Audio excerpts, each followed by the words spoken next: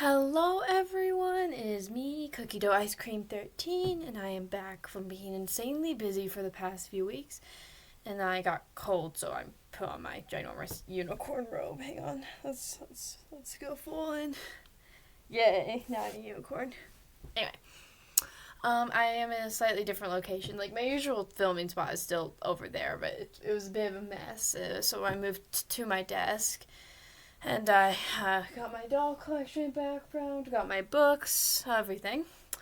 So today I am going to be ranting. I am ranting again, yes. I don't know what people think of my rants. I don't know if I genuinely have good opinions or all that, but yeah, I'm ranting, so let's get into it. So, a little tidbit about me is that ever since the 4th grade, I have been obsessed with Greek mythology. Not like retellings, not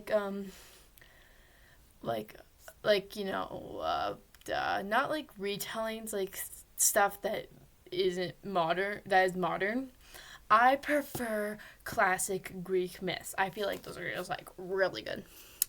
And I particularly like stories about the gods.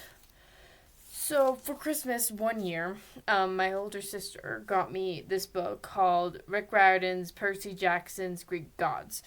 And it's generally a good book.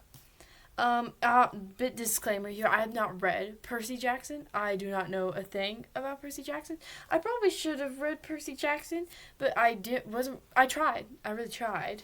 But I was having a hard time reading it because I was above my reading level. I'm dyslexic, so books are not always my friend, despite how much I love them. And so I struggled to read that book so much. And I don't like stories about oh, I'm a child of a god. No, I like actual myths about gods. So she got me this. And I'm reading through it, and I have a few issues with it that I just feel like if we could when next time the book is reprinted or something, I don't really know how it works. Can we please just fix these? Because these are very minor issues that I feel like can be fixed very easily. So let's get started. So my biggest problem with it, and the whole reason I'm even making this, is that if you go to page 64, so right at the beginning of the book, right after the gods have overthrown the Titans, he says this: "Why is Zeus always first? Seriously, every book about the Greek gods has to start with this guy. Are we doing reversed alphabetical order? I know he's the king of Olympus and all. But trust me, dude's ego does not need to get any bigger. You know what? Forget him. We're gonna talk about the gods in order, where they were born, and yeah. So before Zeus, we're starting with Hestia. Okay, sorry if you heard a noise back there. My sister needed help with something. Okay. So anyway, it said that he was gonna start with Hestia because she was technically the firstborn of the gods. And I actually agree with that. I am one of the people who thinks that Zeus is overrated. I personally hate Zeus. And Poseidon and Hades, they're so overrated. And if you actually look into them, they're not good people, okay? Not good people. Zeus, Poseidon, and Hades, awful people. And Apollo. I don't like Apollo either. So anyway, he says he's gonna put everybody in age order. So that makes sense. And so speaking of Apollo, it's pretty well known that him and Artemis are twins. We're not exactly sure when that came up because they were always said to be twins, but in most versions they are known as twins. So that makes sense. That seems reasonable. But if you look at the content, I know you probably don't have a good look at them, but if you look at the table of contents, it goes Apollo sings, dances, and shoots people, and then Artemis unleashes a death pig. So if you then turn to Artemis's chapter, let me find it.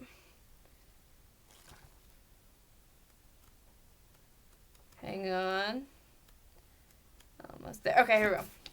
It says this. Artemis was born first, probably because she was anxious to get out and leave her brother. That's not actually what it says, but it says something along those lines.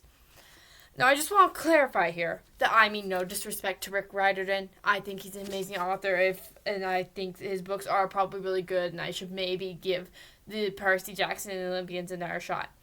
But if you're gonna put the gods in age order, and then and then and then specifically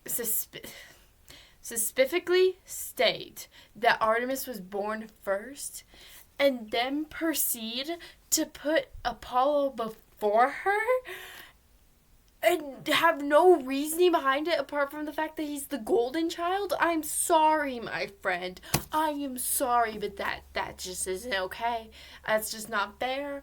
Like, it's upsetting because Artemis is actually my favorite. Very odd favorite, I'm pretty sure, to have.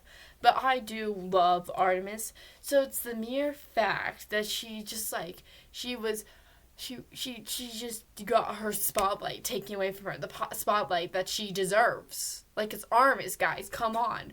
Like, Apollo, literally, a girl once turned into a tree to escape Apollo. And yet you're expecting me to accept that the person who respected woman, to not get put before him. I don't like Apollo that much. And that's surprising because I love music and poetry, so. But I do not like him that much. But so they put him before Artemis. And when I asked my sister about it, she's like, probably because Apollo's a man. And I'm like, that just sounds like sexism, and I highly doubt sexism. It's just an inconsistency. But I really don't see any reason why, if you're gonna specifically state that Artemis was born first and then proceed to put Apollo before her. That's my biggest problem with the book overall. Like, there are other little problems that just, like, don't make sense to me, but I don't really care for those. Like, honestly, I think this stuff doesn't have that much. I feel like the Percy Jackson constantly butting in and, like, making a lot of modern references just, like, really doesn't fit with the retelling of Greek myths. Like, you're supposed to be telling these as accurately as possible, and these are the versions I'm most likely to believe, because I do know he does his research. And also, can I just point out, these illustrations, incredible. This is my favorite. I am a bit upset that Artemis doesn't get one, though, even when Poseidon does. Okay, my next biggest problem with it is that, one of the most famous myths in Greek mythology is the myth of Persephone, and how she was, like, kidnapped by Hades. And I have such a layered beef with that myth. Because, like, okay, you know how people will just, like, those myths were created to teach children back then to, stay safe and, like, not be a brat, because, like, Persephone was a brat. And, like, I can see why you would say that. But, like, I've heard of modern retellings where they're just like, oh, Persephone was really in love with Hades, and it just took the... No, I want to make myself insanely clear right now. Persephone was not in love with Hades, and even if she did fall in love with him later on, it does not justify kidnapping. It never does. And so he says Persephone will fall for Hades eventually. I'm just like, yeah, even if she did, I still don't like that they're justified, that you're not commenting on how the kidnapping felt wrong, and how Hades went behind a lot of people's back, including Mirs, who was Persephone's mother, and went to her father, like, asking for permission to her person. Like, if you're going to retell these myths, I feel like we need to retell them in a way that actually seems like equal rights and fairly, because myths from Greek mythology can be very, very, very sexist. And it's just like, I like accuracy, but I also, like, feel like there needs to be more. If we're gonna make Greek myths modern, we need to make them modern and, like, not incorporating things that just, like, make more sense, because, like, honestly, not everything makes sense. But also just, like, make it seem like it's not as violent or as threatening. And, like, how do I, like, it would scare people now to hear these myths most of the time.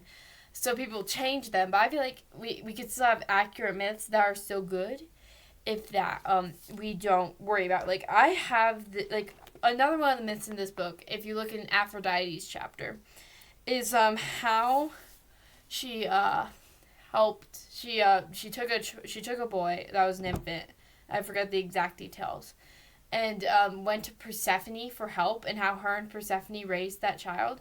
And when I first heard it, I was like, okay, Persephone's in a happier relationship with Aphrodite than she ever was with anyone else.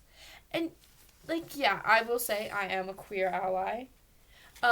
So I do, like, all in all, like, love queer relationships. So I was just sitting there going, Oh, Persephone should have been with Aphrodite. Oh, that would have been so good for both of them.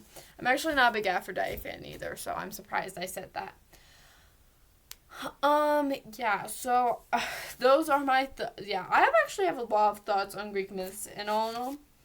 So I would like to hear your thoughts, and I should probably wrap up because I gotta go make dinner. So so hi, I'm Weird. I make weird videos, and I am Cookie Dough Ice Cream 13. Thank you for hearing my thoughts on one individual book. If you want to hear more thoughts about a book, there's another book series that I have so many thoughts on. So have an amazing day, and I'll see you there. Bye, everyone.